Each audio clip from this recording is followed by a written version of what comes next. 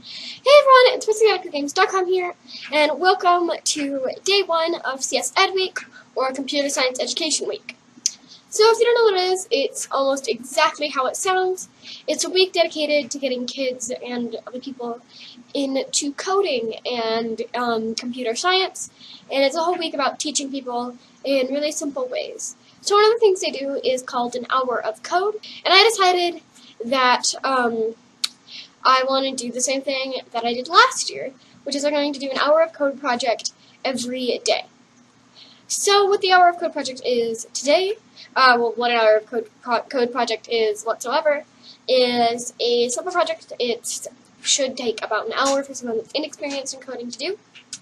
And yeah, it's just so people have fun, and get in coding in different ways. They have lots of different things. The one I'm doing today is a little bit complicated, and I've actually done it a few times, but like both times I tried to film it, I had some technical difficulties, so hopefully this one works. But yeah, we're going to go ahead and start with this one. And this one is Eliza human? So, can a computer fool a human? Could a computer trick a human into thinking it was alive? Would you be able to tell if you were texting your friend or a computer? This is a question posed by one of the world's most famous computer scientists, Alan Turing. In this session, we're going to build a chatterbot, a robot that can reply to your messages in a seemingly intelligent way. Say hello to Eliza. So we're going to teach Eliza to speak. The first thing we need to do is to teach Eliza to send us a message. Computers call this printing. If we want to tell computers what to do, we have to give them commands in their own language, like this. Print hello. You can edit and run any example in this activity by clicking run. Try changing it to hello world, hello world, to hello world, or try changing hello world to hi and running it again. Well, it was originally hello, so hi, run again. And then it prints hi. And be careful with the quotes and capitalization. I know computers are really picky, because you need to tell them exactly what they're supposed to do. So yeah, now we're going to do the next thing. Write a program that prints out, hello, my name is Eliza. So that would be print, hello, my name is Eliza. Ta-da! Okay. Careful if I don't know this spelling. You're just very picky. Okay. So now Eliza can message us. How do we message her back? Computers can read messages from us using the command input. Run the program below and enter a message. Let's introduce ourselves. My name is Eliza. What's your name? So the first and second times I tried to shoot this, I named myself Bean, and I put the Roman numeral for the number each time I tried. So, for example, this would be Bean the first. Hello there. It's just to show progression, how many different things we've done. So Eliza doesn't seem very friendly. She's not even using our name. To make Eliza more personal, we need to save the input in a variable so Eliza can use it to modify her response. So let's go ahead and let's introduce ourselves. My name is Eliza. What's your name? I am Bean. That's okay. Tablet's having issues. I'm just gonna unplug it so it stops making noise. Okay. Hello, Bean the second. Nice to meet you. So, in this program, we've stored our name in a variable called name. We've then used name when printing the final message. We've added together the bits of the message using the plus sign, which is very strange. It's not in any other languages that I could. By the way, this is in Python. I forgot to mention that. This is in the language Python, and I code mostly in block coding, HTML sometimes, and C++, I think? C++, I don't know. One variation of C. So this is a very interesting language, and also it's a very interesting language. And also it's based on indentation, which I'm terrible at. I don't indent my things. But yeah, this is in Python, which is the language that I learned code with, and then I forgot all of it because I didn't use it for a really long time. So yeah. Write a program in which Eliza asks what your favorite movie is, and then compliments you on your excellent taste. So it should look like that. What's your favorite movie? Toy Story. I love Toy Story too. So print, patent. Wow, I'm typing good. Patenti. And Whoa, okay, there you go. So, right. Favorite, wow. Movie. Movie. So what's your movie? Movie equals print. Great. Add. Wow. I'm having issues. I love space. Movie. Nope, no capital saying that. Cool, now let's try this out. Is there an issue? No. I don't know what my favorite movie is. Good fact about me. My favorite movie is the B movie Star. And Jerry. Am I spelling that right? Sure. Movie's like, yay, I did it! I don't have a favorite movie. Yeah. How are you? Let's delete that all. Okay. How are you feeling? Like any good friend, once you've introduced each other, Eliza wants to know how you're feeling. We can extend our program by adding some more print and input statements to make it more like a conversation. So, let's introduce ourselves. My name is Eliza. What's your name? I am Bean the Third. Hello, Bean. Oh, no, it's supposed to be Bean the Third. Okay, whatever, it's Bean the Third. I am feeling good. That's good. But our chatterbot has got a problem. If I say I'm good, Eliza responds, that's good. However, if I say I'm terrible, Eliza still responds, that's good. We need Eliza to modify her response depending on how I respond, like a human would. Eliza needs to be able to make decisions about what to say depending on what you say when you're talking to her. Humans do this instinctively all the time. The way computers do it is using if statements. So, let's see. How are you feeling today? Good. I'm sorry, yeah, I'm sorry. So if you say anything other than capitalized G, good, then it will say, I'm sorry you're feeling like that. Even if I say good with a lowercase g, or if I say awesome, or if I say good mate, or whatever, it will still say, I'm sorry you're feeling that way. In this conversation, if you are feeling good, Eliza will say that's good. Otherwise, Eliza will sympathize. If you tell Eliza how you feel, your input is stored in a feeling variable. Eliza then checks whether it's the same as the word good using the double equal sign. Notice how print commands have to be indented inside the if and else blocks. Hold on, my eyelashes are sticking together. That's a minor issue, and it's bothering me a lot. Yeah, okay, better. Not. It's actually not better. I don't know what's happening to me. My eyelashes are sticking together. I don't know what to do. I think I fixed it. Okay. Let's look a little closer at our example. Print, how are you feeling today? If the feeling is good, print, that's good. Else, sorry, I just sat up high. Print, I'm sorry I feel like that. Notice there are a few blank spaces at the beginning of the line with print. This is called indentation, and it's very important. This is called indentation. It tells the program exactly what bit of code to run if that condition is true. In that case, if the feeling is good. This indentation is very important, and your program won't run correctly if it's not precise. It's good to always use two spaces at the beginning of these indented lines. If we forget to indent these lines, an indentation error occurs. Print. That's good. Indentation error expected an indented block. Oh boy. I'm tired today, sorry. Another thing to notice is the colon at the end of the if statement. This colon needs to be on the end of every if statement line. Let's see what happens if we forget it. Here we get a syntax error because of missing colon. Invalid syntax. Lots of different feelings. Obviously, you could respond with all kinds of things other than good. For example, awesome, happy, or sad. You can get Eliza to respond differently to each time. Okay. You can get Eliza to respond differently each time by adding some elif statements. Try this program for yourself and changing the messages for each feeling. How are you feeling today? Good. I'm sorry if you like that. Okay. I'm feeling today sad. Maybe I can help? How are you feeling today? Happy. Oh, that's not actually something. Okay. Is there? Awesome. You are awesome. Yeah. Let me move my camera so you can see it. Professional. Okay.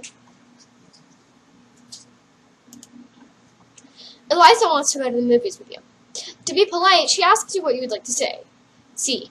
However, she'll only go if you choose her favorite movie, which happens to be Wall-E. Write a program to show your interaction with Eliza. If you choose Wall-E, it should look like this. So,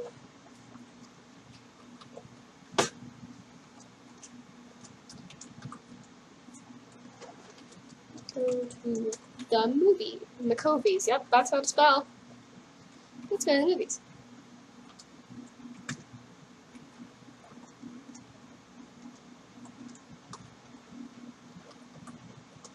Rosie, help.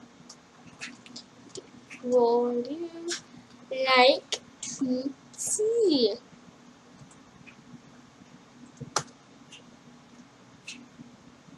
Movie equals Moive. Yeah, that's how to spell. Okay. Movie equals.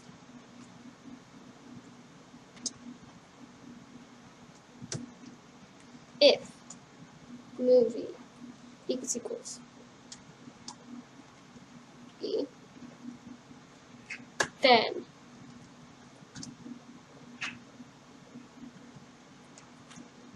great.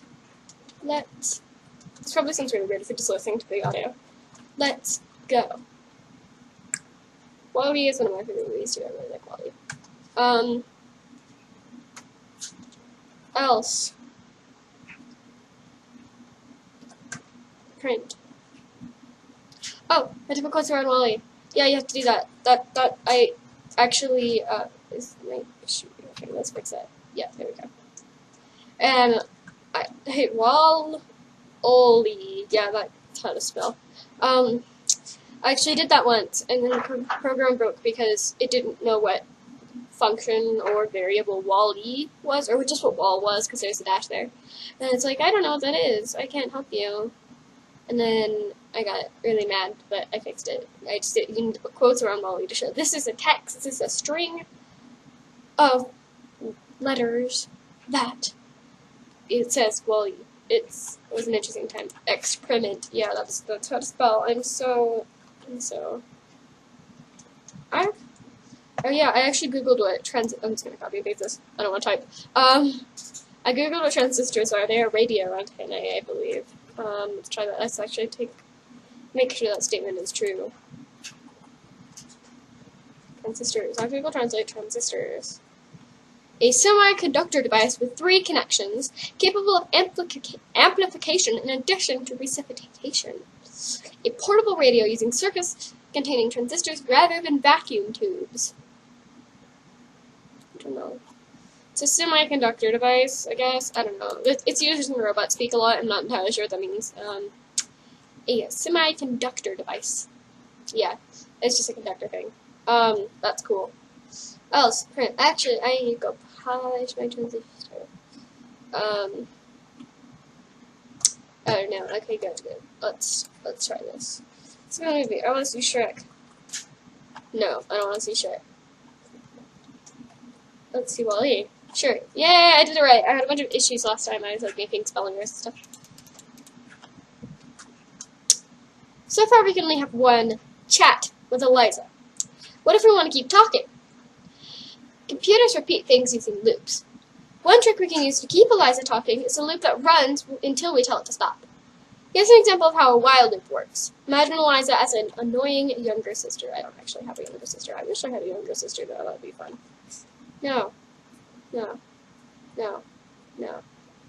Jeez. And then if I say anything other than no, then the loop stops. And even if I say nearly or almost or whatever. Being a computer, Eliza rarely gets tired or hungry, and so with the help of a while loop, she can keep talking for as long as you keep replying. In the previous example, while you answered no, she kept talking while you answered no. Another way we could do this is to keep talking while you answer anything except yes. So we can take a look at this. So, no. Are there yet? No. Are there yet? Not. Quite. Choir. Whatever. Close enough. Are we there yet? No. Are there yet? No. Okay, I can't do this too long because this lags up the website. It makes it so I can't move on to the next step for a few seconds, so yeah. To do this, we change the comparison from equals equals, which means equals to exclamation point equals, which means not equal to. Have a look at how both the programs behave if we answer not quite. Told you, it lags a lot, and you can't move on to the next step for a little bit. Until really this for so long. Sometime. I'm just gonna refresh. Hopefully it doesn't destroy anything. It didn't. But it put my old writing in there. That's not good. Let's get rid of that. Spoiler alert. Printing after loop. There we go. Now that we've set up our Are We There Yet loop, we should also say something when we do finally arrive. We can add a print statement after the loop. Note that it was not indented. Whoops. Which will print out only after the answer is yes. This will print out a final message once the loop is exited. So this is what I did last time, I guess. Are there yet? No. Are there yet? Not yet. Are there? Nope. Are we there yet? Yes. Yes, we are finally here. That's the example. I don't think I actually did that. Okay. Eliza wants to go to the movies with you again. In fact, since she never gets tired, she wants to keep watching movies until she sees her favorite. You're not even sure if you have enough popcorn. Write a program to show your interaction with Eliza. She should keep asking you to select another movie until you select Wall-E, her favorite. Once you watch that, you can finally end the marathon. So, print. Let's start with something simple. Print. What movie should we see? I know it's different than what I'm supposed to be typing, but I just want to change the dialogue a little bit to be unique, special snowflake. Yeah. So, what movie do you want to watch? While. Well, whoops, I have to set up the movie first. Movie equals input. Input. Input. There we go. While movie does not equal input.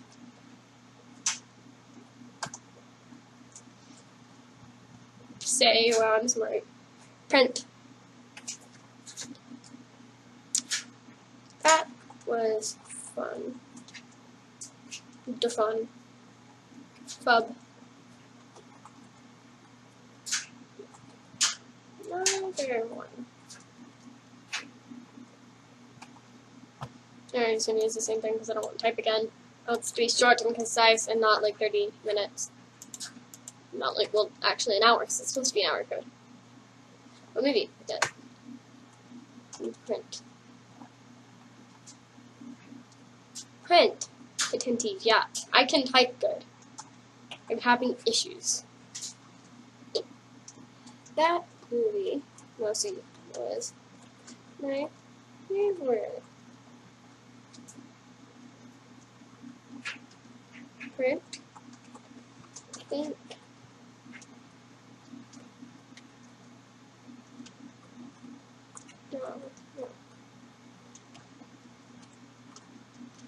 There we go.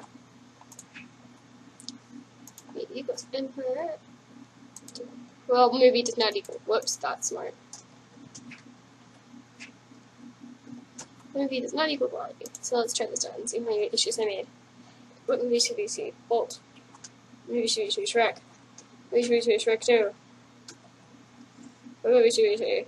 Shrek 3. Shark 3, whatever. The movie. E. Well, lowercase e. That's my favorite thing power down. I did it without making any mistakes. Look at me. I've done this like 3 times. This is my 3rd time doing it because of technical difficulties. TM. So yeah, let's get rid of that spoiler. Okay. Now Eliza can make decisions and keep talking for as long as you want to chat. That means we can finally have a real conversation. Let's take another look at our Are We There Yet example. What if we want to respond to a specific answer? My hair is really there. We might want to say yay if the answer is nearly. You can add an if statement to the loop to check whether the answer is nearly. Are we there yet? No. Are we there yet? Nearly. You can't see that. Let's scroll down. Yay! Are we there yet? Yes. Yes, we're finally here.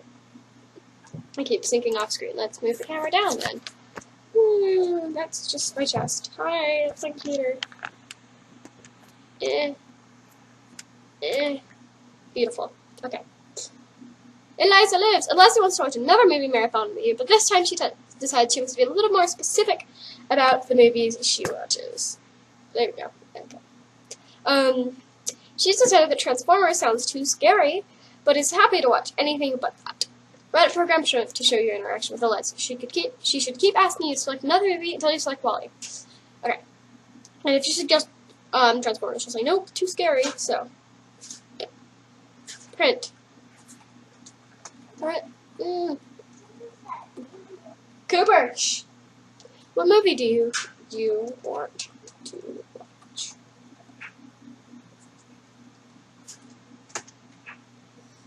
Movie equals input.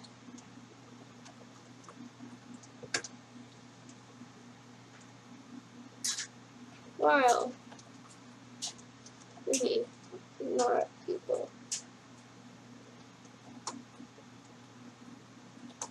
One movie does not equal wallet. Is it spelled with all caps? Is it like that? No, it's spelled with all caps. Nice to know. One movie does not equal wall E if movie is equal to form.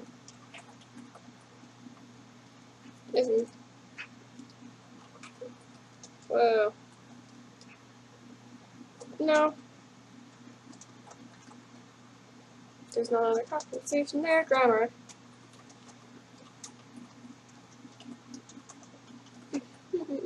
It's yo scary. No, that movie is too scary.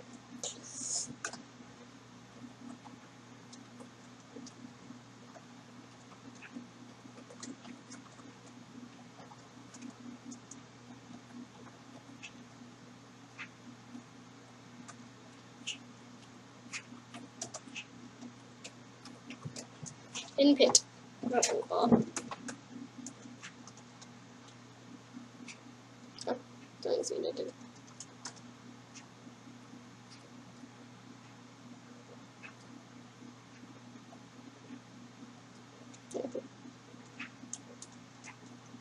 There you go. Else. That was fun. Done. Yeah, not fub.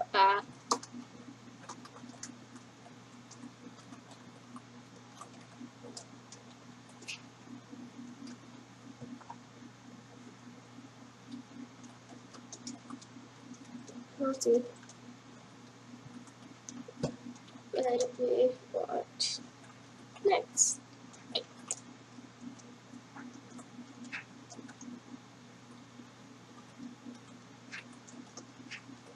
So I don't talk but I type very much, unless I'm like super loopy. So that's just what you're getting is this. Movie equals input.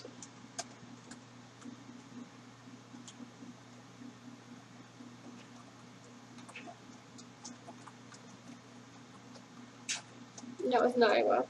Yeah.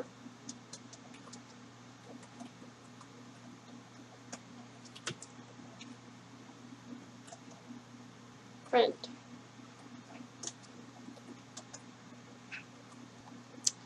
Let's test this and hope that it doesn't break. I want to watch Shrek.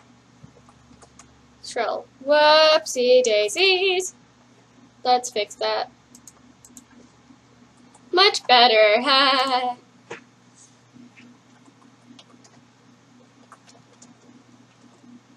Close that. That was fun. Let's watch another one. What movie we'll watch next? Transformers.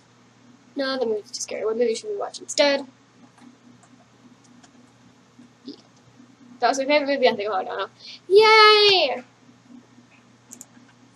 Congratulations, you've just completed an hour of code on Grok Learning. In this session, you learned about printing user input variables, if statement, and while loops. Great work! Now you can have a look at our other hour of code activities and get your hour of code certificate. If you'd like to learn more about Python, you can check out our introduction to programming courses. Here is my name is Presslett. Yeah, that's me. Presley / yeah, Presley. Me. I have a certificate of completion now. But yeah, if you guys want to check out our code, there'll be a link in the description. This hand, yeah, there'll be a link in the description to where you can check out other OF code projects, and this one, if you want to check out this one specifically. And tomorrow we're going to be doing a simpler one. So if you guys think this one seems a little too complicated for you, and you're a bit newer to coding, then check out tomorrow's video, because that one will be simpler. So press that subscribe button to see the video when it comes out. So yeah, thank you for watching, and I'll see you tomorrow. Bye!